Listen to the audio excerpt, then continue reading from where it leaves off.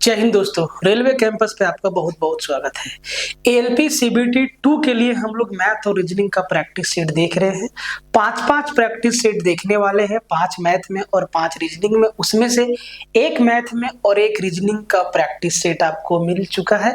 आज दूसरा मैथ का प्रैक्टिस सेट हम लोग देखने जा रहे हैं और पहले वाले का पीडीएफ भी आपको टेलीग्राम पे अपलोड कर दिया जा चुका है।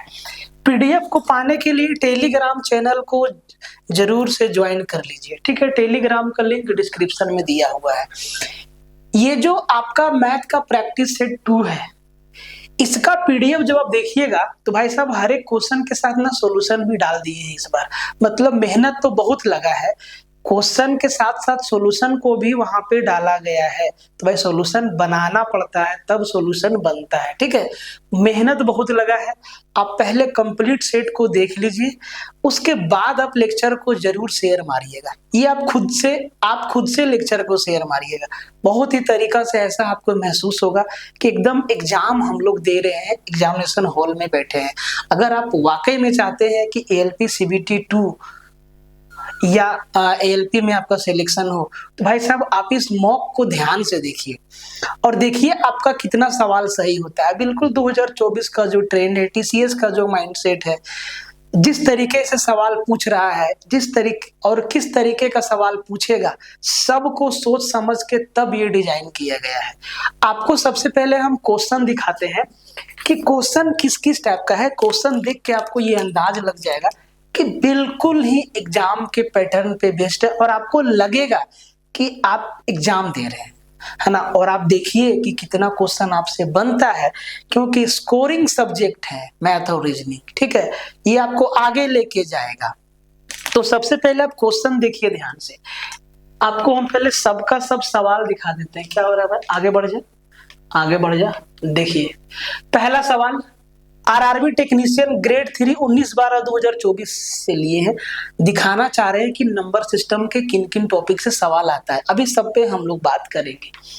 दूसरा सवाल आरआरबी टेक्नीशियन ग्रेड 3 28/12/2024 से लिए हैं। तीसरा सवाल आरपीएफ एसआई 3/12/2024। एकदम लेटेस्ट टीसीएस का माइंडसेट क्या है उसको समझने का कोशिश करेंगे हम लोग। एक बार देखिए तो सही। आरपीएफ एसआई 3/12/2024 शिफ्ट 2 से लिए हैं, ठीक है। आरआरबी जेई 18/12/2024 से लिए हैं, ठीक है। और आप देखिएगा इसी टाइप का सवाल आएगा। क्वाड्रेटिक इक्वेशन पे सवाल पूछता है, भर भर के पूछा है, ठीक है। अलजेब्रिक एक्सप्रेशन पे बेस्ड क्वेश्चन, क्वाड्रेटिक इक्वेशन के नेचर ऑफ रूट्स पे बेस्ड सवाल, ठीक है। परसेंटेज से, क्वाड्रेटिक कोऑर्डिनेट ज्योमेट्री से सवाल आता है भर भर के, भाई साहब आएगा।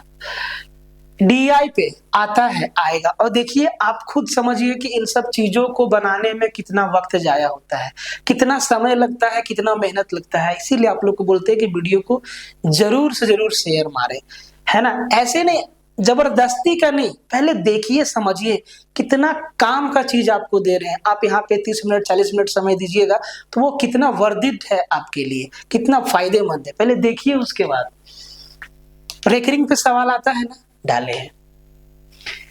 माध्य पे सवाल आता है ना, डाला हुआ है। ये एरिया पे बेस्ड क्वेश्चन आता है, डाला हुआ है। स्टेटमेंट वाला क्वेश्चन मैथ में पूछता है, डाला हुआ है। घूर्णी समरूपता रोटेशन सिमिलरिटी पे सवाल आता है, डाला हुआ है। स्टेटमेंट बेस्ड एक और सवाल फैक्ट है, डाला हुआ है। देखिए पार्टनरशिप से आता है, डाला हुआ है। ये आपका परसेंटेज से एक और सवाल डाला हुआ है। ये भी आपका परसेंटेज से है, जब बढ़ता है घटता है उस पे बेस्ड आता है, डाला हुआ है। ध्यान से देखिए। रेशियो से सवाल आता है, डाला हुआ है। ट्रिगोनोमेट्री से सवाल आता है, डाला हुआ है। हाइट एंड डिस्टेंस से क्वेश्चन आता है, भाई साहब डाला हुआ है। और स्क्वायर रूट से क्वेश्चन आता है, डाला हुआ है। तो देखिए एक सवाल और है ना, 25वां सवाल एरिया निकालने वाला सवाल एरिया से है, आता है, डाला हुआ है। तो आप देखिए हर एक चैप्टर से जिस तरीका से एग्जाम में पूछता है, तो भाई साहब उसी तरीका से टेस्ट को डिजाइन किए हैं। तो अगर आप पहला टेस्ट नहीं देखे हैं तो सबसे पहले उसको देखिए और पीडीएफ से क्वेश्चन को लगाइए। इसका पीडीएफ में आप जो इसका पीडीएफ देखेंगे टेस्ट नंबर 2 का, मॉक नंबर 2 का, इसके पीडीएफ में क्वेश्चन के जस्ट बाद सॉल्यूशन भी डाला हुआ है। तो आपके लिए प्रैक्टिस में बहुत काम आने वाला है। तो बहुत काम का चीज है, आपको बहुत मजा आएगा। बस लगाना ध्यान से है, एक एक क्वेश्चन को खुद से लगाना है और कमेंट में आप जरूर ये बताइएगा कि आपका 25 में से कितना सही हुआ।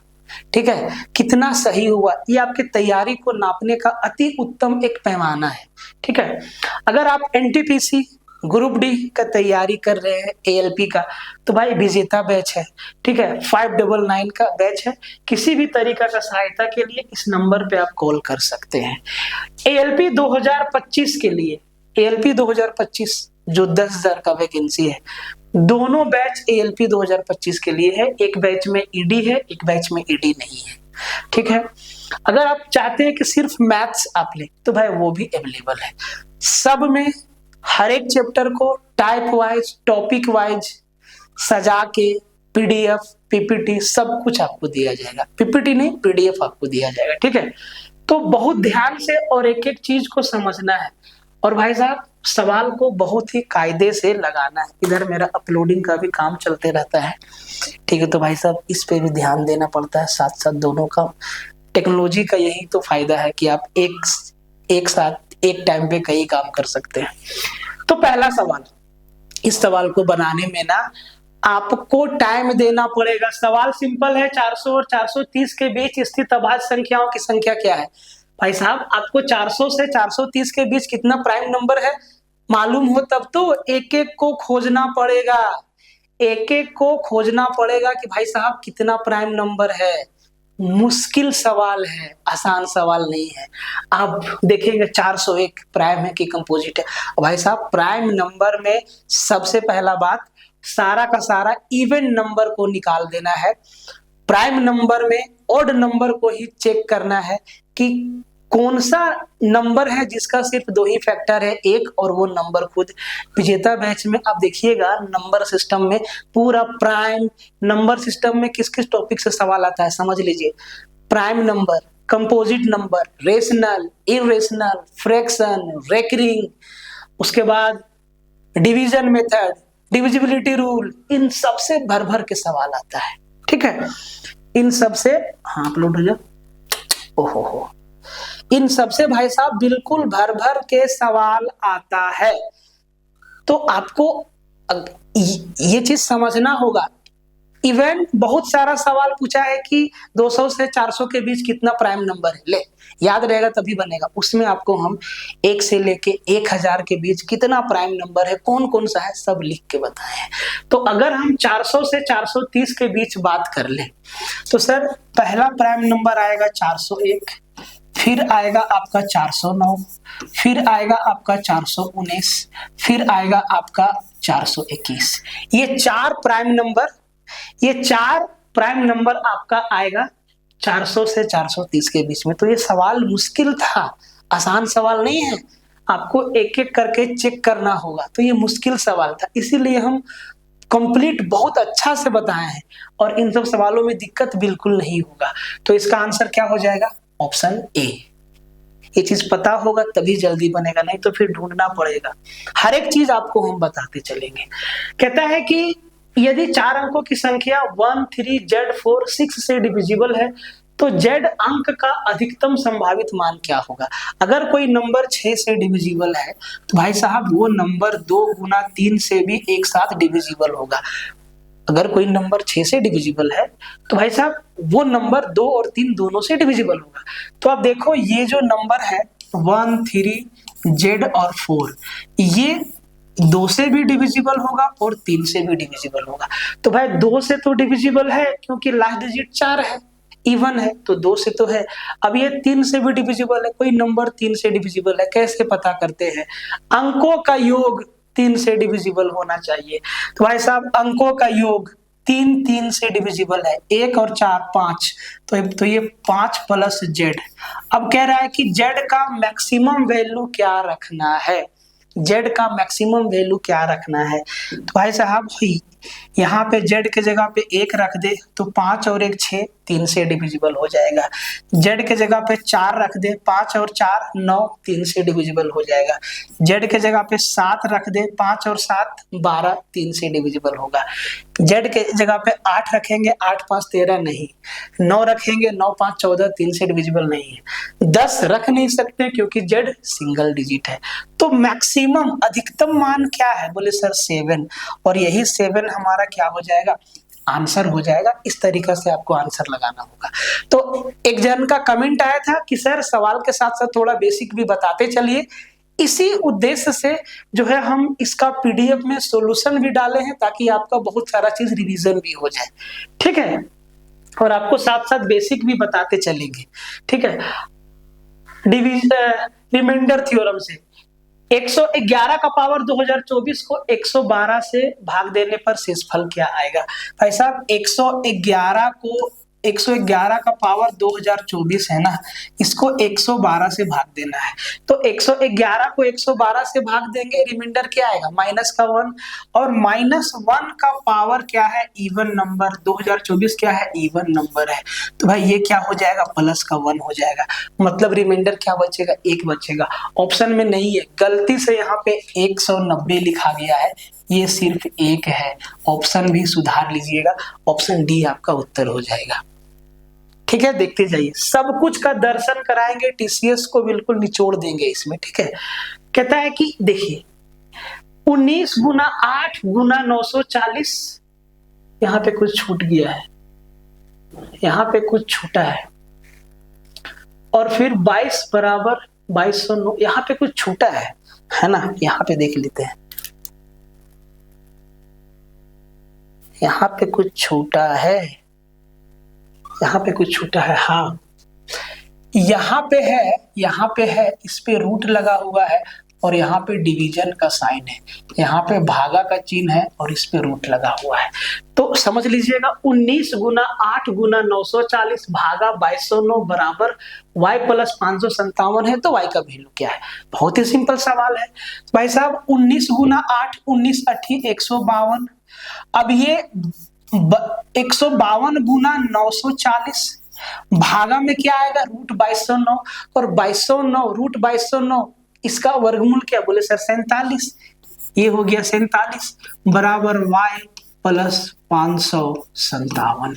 ये देखो 47 दूना 94, 20 बार में 152 दूना 304, मतलब ये 340, 304 पे 1 0 बराबर y प्लस 557। बस 340 में 557 को घटा देना है और हमारा उत्तर आ जाएगा। तो भाई साहब 10 में 7 गया 3, मतलब 2483 एक ही ऑप्शन में है, 3 इकाई अंक के स्थान पे। तो इसका उत्तर ये हो जाएगा। बहुत ही आसान सवाल है, एकदम हर एक तरीका का सवाल लेके आए हैं। इस सवाल को कैसे बनाएंगे? एकदम लेटेस्ट ताजा सवाल है। एक थिएटर ने एक कंसर्ट के लिए 500 टिकट बेचे, बोले ठीक है।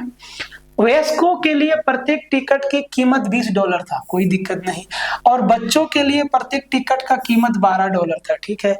यदि कुल राजस्व $8000 है तो वयस्कों के लिए कितने टिकट बेचे गए?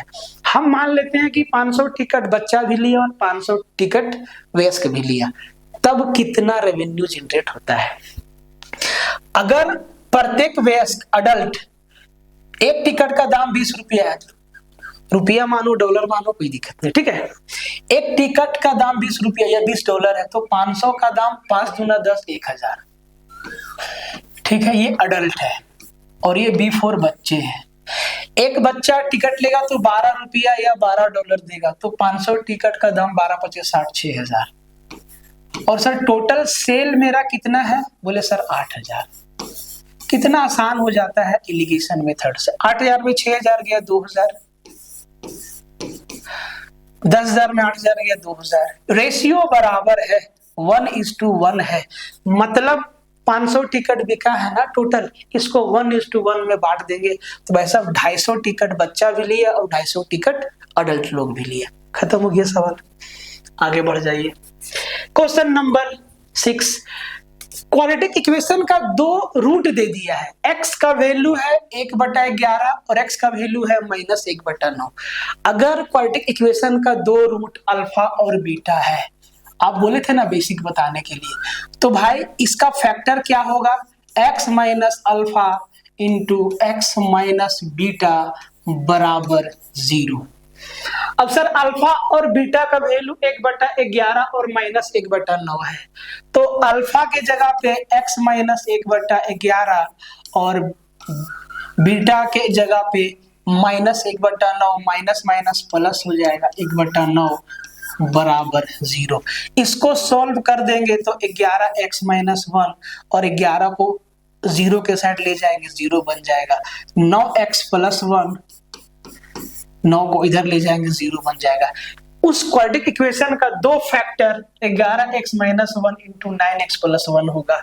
11x minus 1 into 9x plus 1, option D हमारा क्या हो जाएगा, आंसर हो जाएगा। तो इस बेसिक को भी याद रखिएगा। आपका भाई साहब डिमांड था कि सर बेसिक भी बताइए, तो ये लीजिए, ठीक है। बहुत गहराई में तो नहीं जाया जा सकता क्योंकि ये प्रैक्टिस हो रहा है एक्सपेक्टेड क्वेश्चन का। एक्स स्क्वायर बराबर 334 का स्क्वायर माइनस 134 का स्क्वायर है, तो एक्स स्क्वायर, यहाँ पे ना ये एक्स स्क्वायर है, एक्स स्क्वायर का मान क्या होगा, एक्स स्क्वायर का वैल्यू पूछा है। कितना आसान सवाल है, ये ए स्क्वायर माइनस बी स्क्वायर के फॉर्मेट पे नहीं है, बोले सर बिल्कुल है। तो हमसे पूछा है एक्स स्क्वायर का मान, तो ये 40x स्क्वायर बराबर ये ए स्क्वायर माइनस बी स्क्वायर के फॉर्मेट पे फॉर्मूला क्या होता है, ए प्लस बी इंटू ए माइनस बी। तो जब ए माइनस बी करेंगे तो 334 में 134 जाएगा, 200 बचेगा।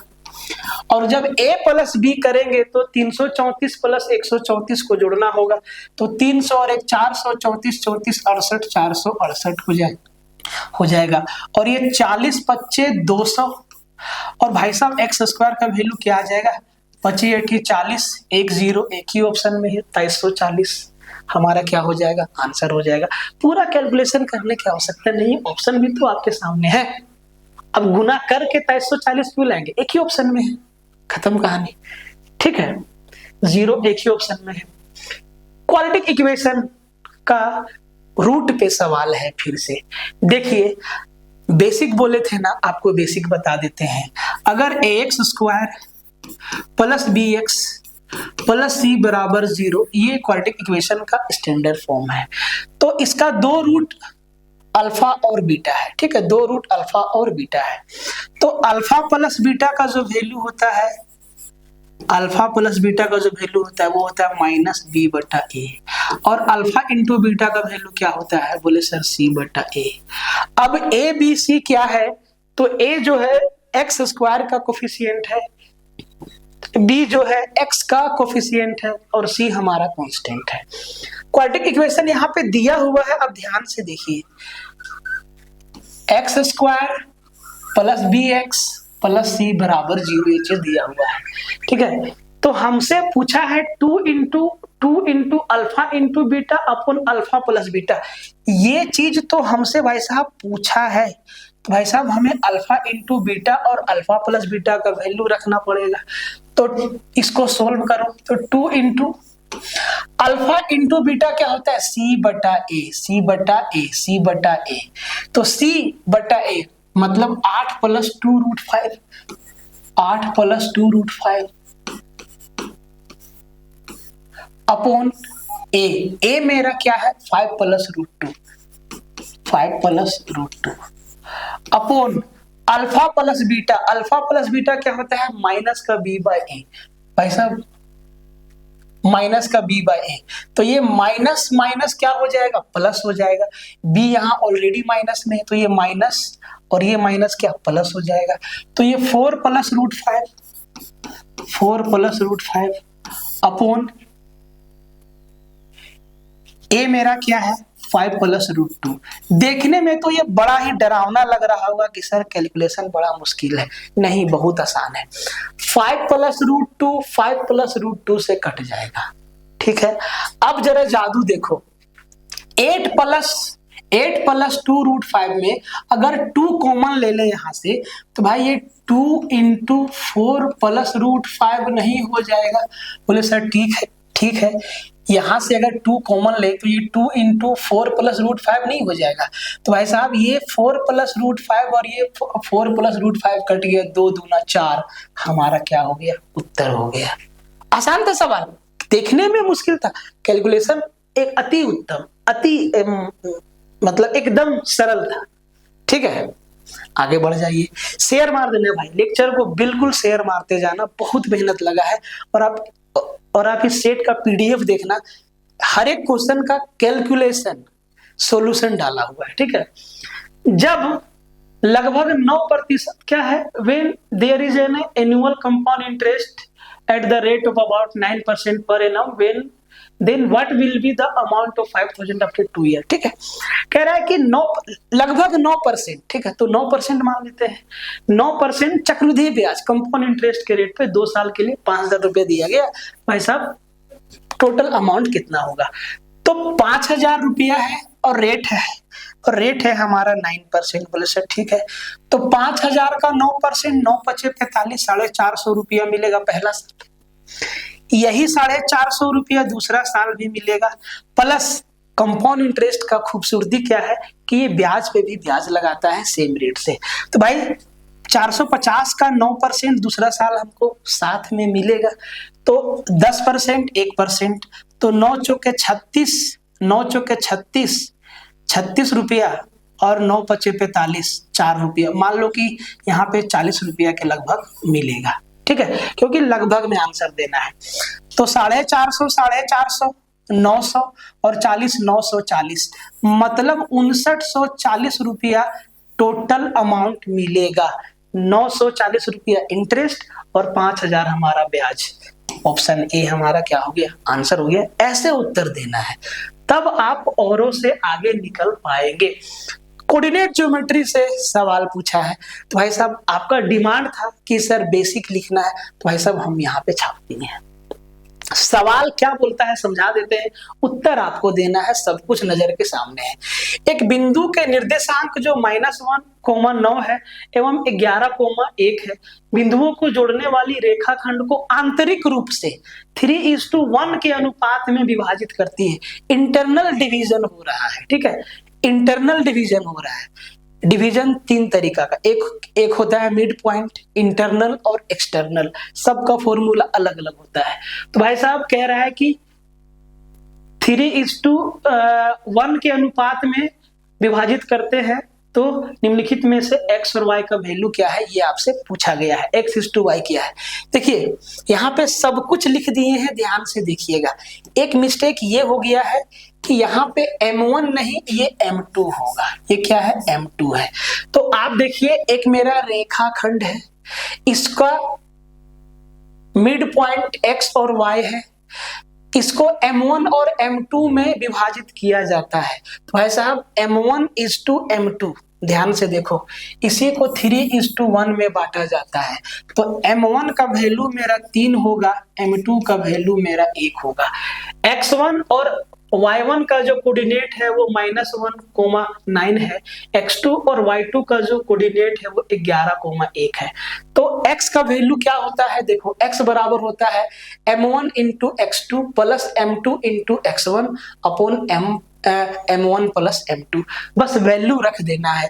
तो x का वैल्यू क्या हो जाएगा? m1 मेरा 3 है, x2 देखो, x2 मेरा 11 है, प्लस m2 मेरा 1 है, गुना x1 मेरा माइनस का 1 है। ठीक है, अपॉन m1 प्लस m2, तो 3 और 1 4। तो आप इसको सोल्व कीजिएगा तो 11 तिया 33 और 33 में 1 गया, तो भाई साहब 33 में 1 गया तो कितना बचा? 32 बचा। 32 को 4 से भागा देंगे तो x का वैल्यू 8 आएगा। देखिए एक ही ऑप्शन में x का वैल्यू 8 दिया है, दूसरा निकालने की भी आवश्यकता नहीं है, एक ही ऑप्शन में x का वैल्यू 8 दिया है। आप y का भी वैल्यू निकाल सकते हैं, m1 इंटू y2, m1 मेरा 3 है और y2 मेरा 1 है, 3 गुना 1 3 होगा, प्लस m2 इंटू y1,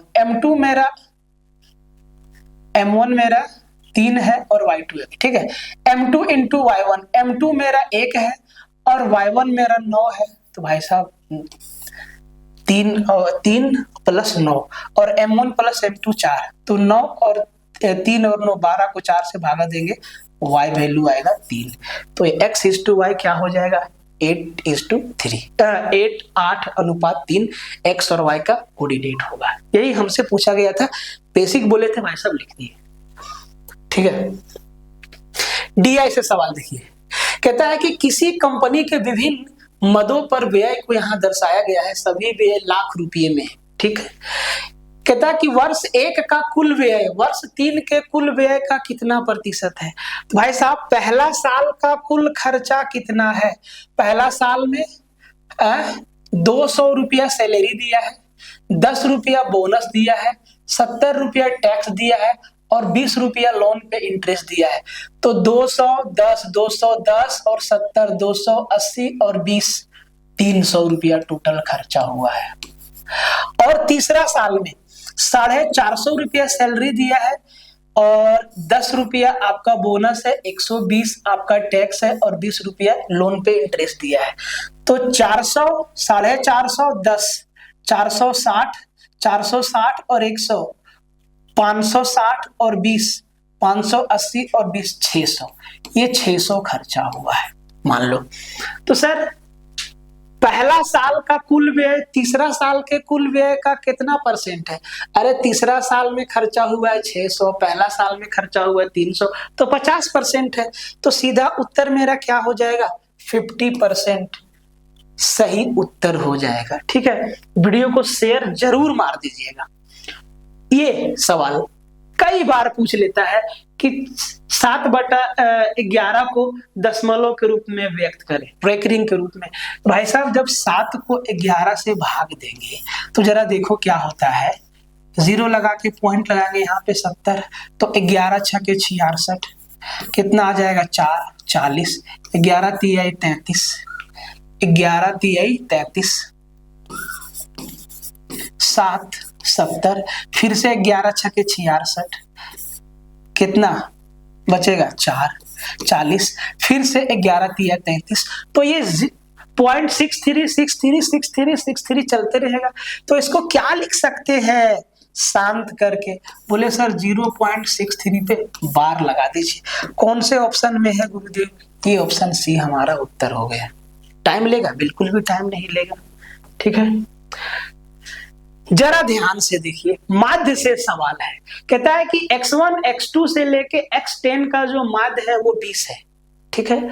तो भाई साहब x1 + 4 x2 + 4 और x10 से लेके x10 + 40 का माध्य क्या है।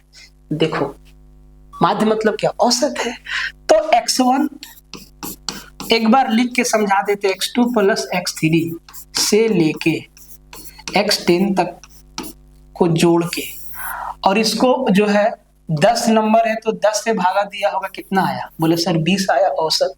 मतलब इनका टोटल सम कितना होगा, बोले सर 10 × 20 200 रुपया। तो इनका सम लिख दे सीधा 200, बोले सर ठीक है। अब जो जिसका पूछा है उसमें कितना का बढ़ोतरी है, जरा ध्यान से देखो।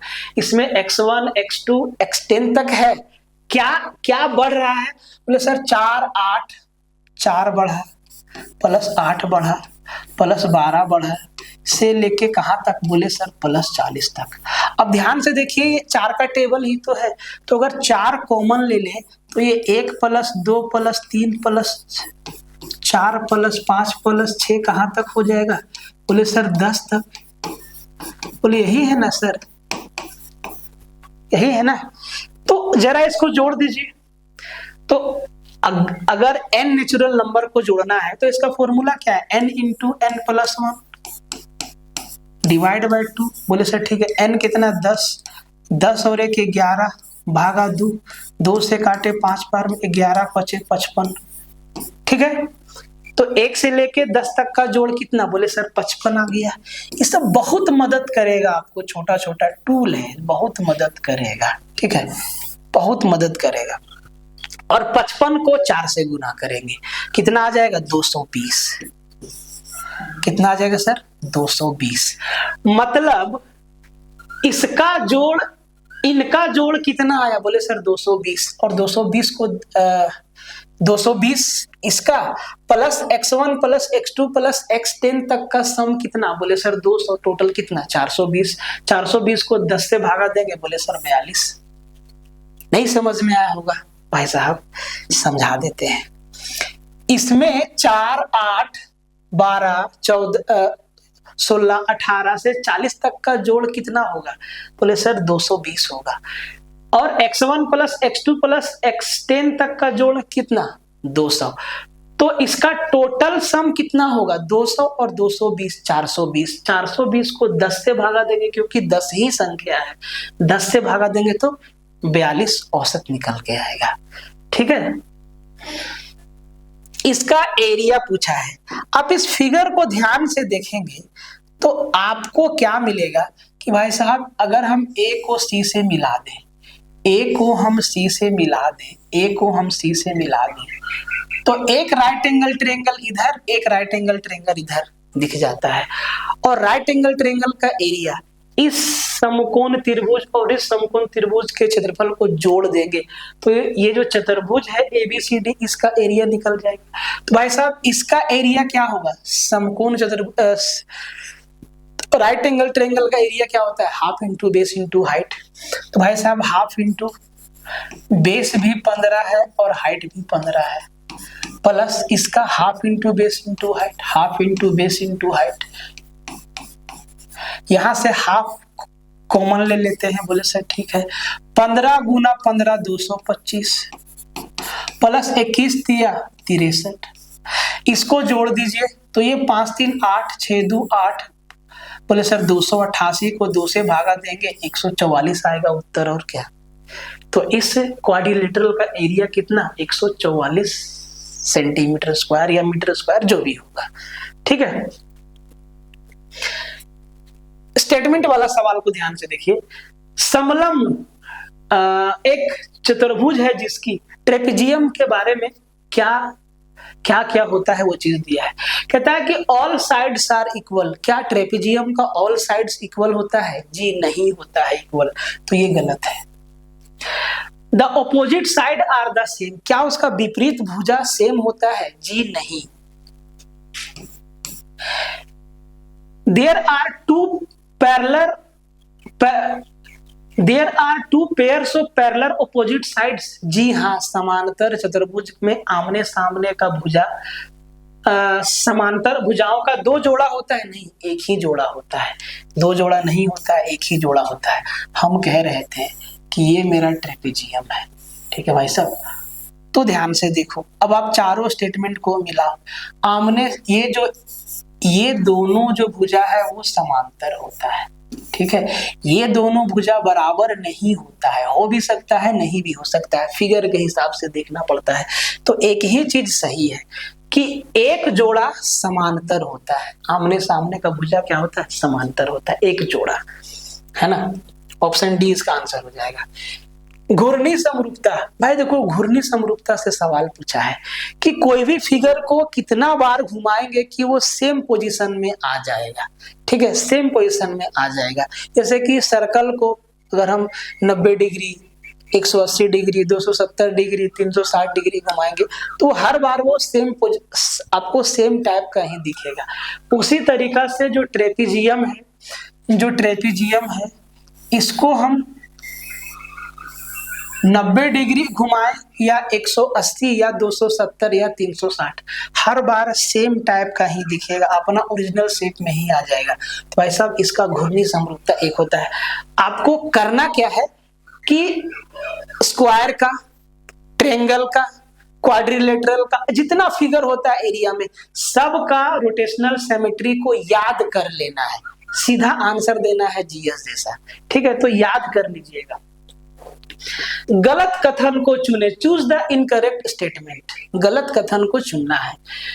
All sides of an equilateral polygon are equal. एक समबाहुभुज की सभी भुजाएं समान होती है। जी हाँ, सही बात है, पहला सही है। All its interior angle are equal. इसके सभी आंतरिक कोण बराबर होते हैं। जी हाँ, ये भी सही बात है। The sum of its its exterior angle is 360 degree. जी हाँ, इसके बहिष्कोण का योग 360 डिग्री होता है, ये भी सही चीज है।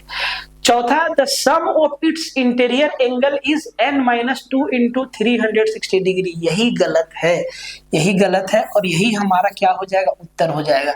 सम ऑफ इंटीरियर एंगल होता है n-2 इंटू 180 डिग्री। 360 की जगह क्या 180 होगा। तो स्टेटमेंट 4 मेरा गलत है, तो ऑप्शन बी हमारा आंसर हो जाएगा। ठीक है, इसको देखिए, कहता है कि एक्स, वाई और जेड रुपया 415 के वार्षिक किराए पर एक खेत लेते हैं। यदि एक्स उस खेत में 25 गाय को 6 महीना तक चराता है, वाई 40 गाय को 8 महीना तक चराता है, जेड जो है वो 30 गाय को पूरा साल, एक साल मतलब 12 महीना चराता है, तो दिए गए किराए में से वाई का हिस्सा क्या है। देखिए 415 रुपया में ये सब एक खेत को जो है, मैदान को किराए पर लिया है, उसमें लोग गाय चराता है। तो वह तीनों बराबर बराबर नहीं देगा, जो जितना दिन काम पे लेगा उतना ही जो है पैसा देगा। तो जिस अनुपात में और जितना समय के लिए पूंजी लगाते हैं उसी अनुपात में लाभ को बांटते हैं, तो वही चीज यहाँ पे लगेगा। जैसे कि एक्स है, तो एक्स भाई कहता है कि 25 गाय चराता है 6 महीना तक, तो 25 गुना 6 अनुपात। वाई कहता है कि 40 गाय चराता है 8 महीना तक, तो 40 गुना 8 अनुपात। जेड जो है 30 गाय को पूरा एक साल चराता है, मतलब 12 महीना तक। इसी अनुपात में 415 रुपया को बांटना पड़ेगा, तो इसको छोटा करना पड़ेगा ना जनाब। तो 5 से जाएगा, 5 पच्चे 25, 25 अठी 40 और 5 छके 30। अब किससे भेजे, 6 से ये जा रहा है, 6 से ये नहीं जा रहा है, 2 से सब चला जाएगा। तो 2 से काट दो 3 बार में, 2 से काट दो 4 बार में, 2 से काट दो 3 बार में, तो ये हो जाएगा 5 तिहाई 15, ये हो जाएगा 8 चौके 32 और ये हो जाएगा 12 तिहाई 36। तो इसी अनुपात में 415 रुपया को बांटना पड़ेगा। एक्स देगा 15, वाई देगा 32, जेड देगा 36। तो 36 और 32 68 और 15 83। इसी 83 का वैल्यू जो है सवाल में 415 दिया है। भाई साहब कितना गुना है, बोले सर 5 गुना है। कितना गुना है, 5 गुना है। कितना गुना है, 5 गुना है। तो y कितना देगा, बोले सर 32 का 5 गुना, तो 32 का 5 गुना 32 पचे 160 रुपया देगा किराया y। 415 में से 160 रुपया y देगा। आगे बढ़ जाते हैं। 2018 में एक कॉलोनी की जनसंख्या 54,000 हो गई, जो 5% प्रति वर्ष की दर से बढ़ रही है। 2 साल पूर्व कॉलोनी की आबादी क्या थी। ठीक है, कैसे बनाओगे, सिंपल मेथड्स। मान लो कि 2 साल पहले कॉलोनी का आबादी x था, अब 5% हर साल बढ़ रहा है, मतलब 100 से 105 हो रहा है, तो 105% मतलब क्या, 21/20। तो पहला साल के अंत में 21/20 और दूसरा साल के अंत में भी 21/20। ठीक है, और अभी जो है जनसंख्या कितना है, बोले सर 54,000।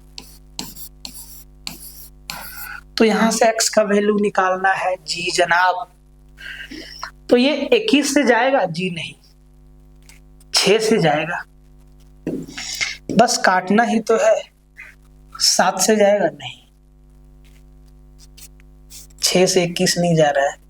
मतलब ये फाइनल कैलकुलेशन है, इसको हम लोग एक स्टेप में ऐसे भी लिख सकते थे। नीचे हो जाएगा आपका 21 गुना 21 और ऊपर हो जाएगा 20 गुना 20। ठीक है, अब इसको काटना पड़ेगा, चाहे तो आप डिजिटल सम भी देख सकते हैं। तो इसका उत्तर आप दीजिए और कमेंट में बताइए कि आपका उत्तर कितना देर में आया। ठीक है, आगे बढ़ जाते हैं। 20% तक किसी वस्तु को कीमत को कम करने पर 20% की बिक्री में वृद्धि हो जाती है, तो अर्जित राजस्व पर क्या प्रभाव पड़ता है। इसको सक्सेसिव मेथड वाला तरीका से बनाना होगा। कीमत में 20% का कमी और बिक्री में 20% का वृद्धि, प्लस माइनस माइनस 20 गुना 20 भागा 100। तो भाई साहब ये आपका जो है +20 -20 उड़ जाएगा, 0 0 0 0 उड़ जाके आया -4। -4% मतलब कमी होगा, राजस्व पे 4% का कमी होगा। ऐसे बनाना है इसको, ठीक है। आगे देखिए, दो नंबरों के बीच का अनुपात 11 और 18 है। 11:18 है। बोले सर ठीक है। यदि दोनों में 4 जोड़ा जाता है तो उनका अनुपात 13 और 20 हो जाता है। 13 और 20 हो जाता है। 4 जोड़ रहे हैं, ध्यान से देखो। 11 से 2 बढ़ा, 18 से 2 बढ़ा, मतलब 2 का वैल्यू क्या है? बोले सर 4 है, तो 1 का वैल्यू क्या है? 2 है। अगर 1 का वैल्यू 2 है तो 11 दूना 22 और 18 दूना 36। 22 और 36 वो हमारा क्या है? ओरिजिनल नंबर है। That is option number C. ठीक है, आगे बढ़ चलते हैं।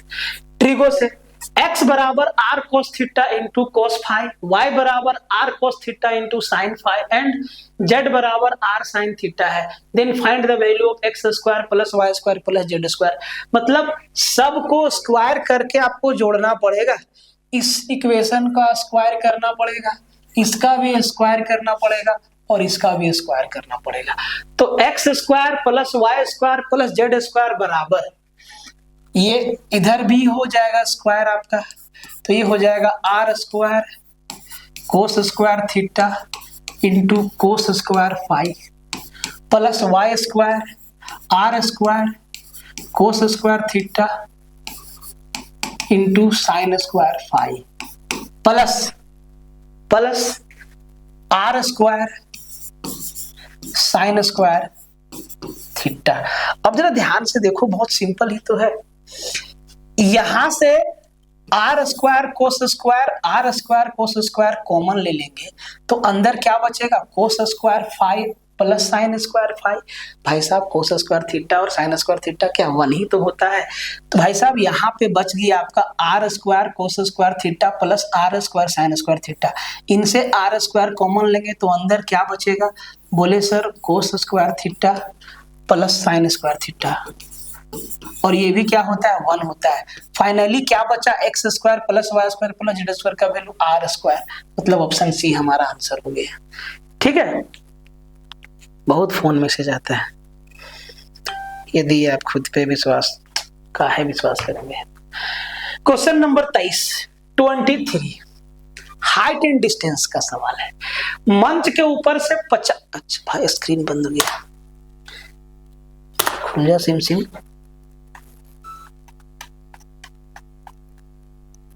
तुरंत अपलोडिंग हैम्पर हो जाता है।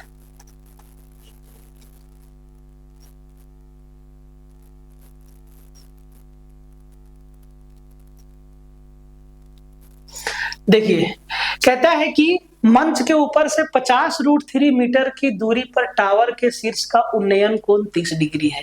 यदि टावर की ऊंचाई 60 मीटर है तो मंच की ऊंचाई कितना है?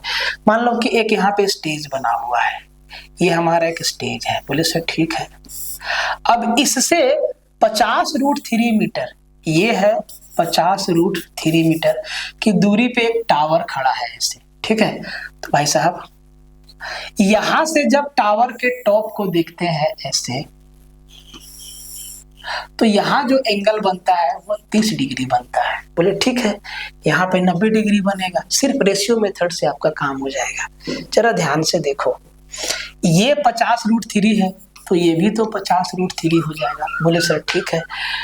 अब 60 और 30 का अगर आपको रेशियो याद है कि सर 30 के सामने क्या होता है और 60 के सामने क्या होता है, थोड़ा सा बेस दे देते हैं, थोड़ा सा बेस बता देते हैं। अगर ये एंगल मेरा 30 डिग्री है तो सर tan 30 डिग्री क्या होता है? 1/√3। तो ये 1/√3। अब इसी को पकड़ना है। 30 डिग्री के सामने 1 होता है, यहाँ पे 30 है तो यहाँ कितना 60 डिग्री, 60 के सामने क्या होता है? √3 होता है। तो सर 60 के सामने ये भुजा है, इसका वैल्यू क्या है? बोले सर 50√3। मतलब √3 का ही तो वैल्यू है 50√3। तो सर 1 का वैल्यू क्या होगा? बोले सर 50। मतलब 30 के सामने है, इसका वैल्यू क्या होगा? बोले सर 50 होगा। ये क्या होगा? 50 होगा। अब मतलब 50 किसका वैल्यू हो गया भाई साहब, यहां से यहां तक का। अब पूरा टावर का ऊंचाई 60 मीटर है, तो सर 50 यहाँ है तो 10 यहाँ पे है। अगर ये 10 है तो भाई साहब ये भी 10 है, मतलब जो आपका स्टेज है उसका ऊंचाई कितना है, 10 मीटर है।